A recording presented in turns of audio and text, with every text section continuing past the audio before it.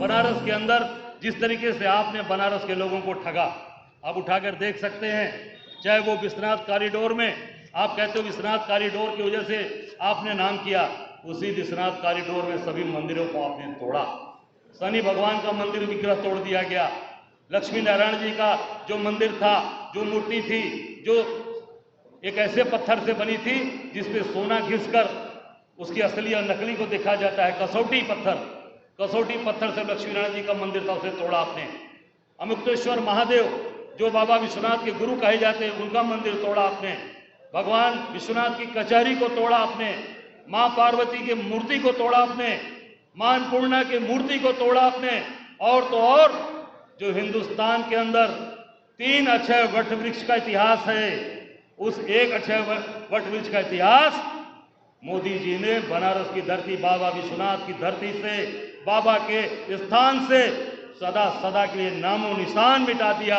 अक्षय वट वृक्ष को बोटी बोटी आरी से काट कर फेंक दिया गया। 2 वट वृक्ष बचे जहां गौतम बुद्ध को ज्ञान प्राप्त हुआ था। वो कौन सा? बोध गया में।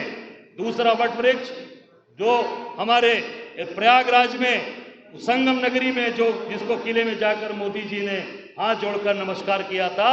और सबसे पुराना वट वृक्ष जो बाबा विश्वनाथ के दरबार में अक्षय वट वृक्ष, जिसको हमारी सावित्री वट पर महिलाएं नाश किया।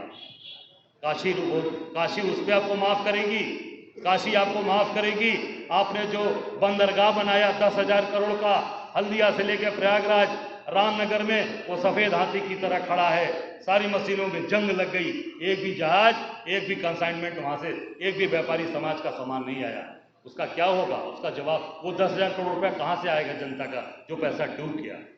आपको जनता इसलिए पूछेगी कि आपने गंगा जी में नहर बनवाया था, वो नहर जब गंगा जी में बाढ़ आई तो वो नहर बह गई।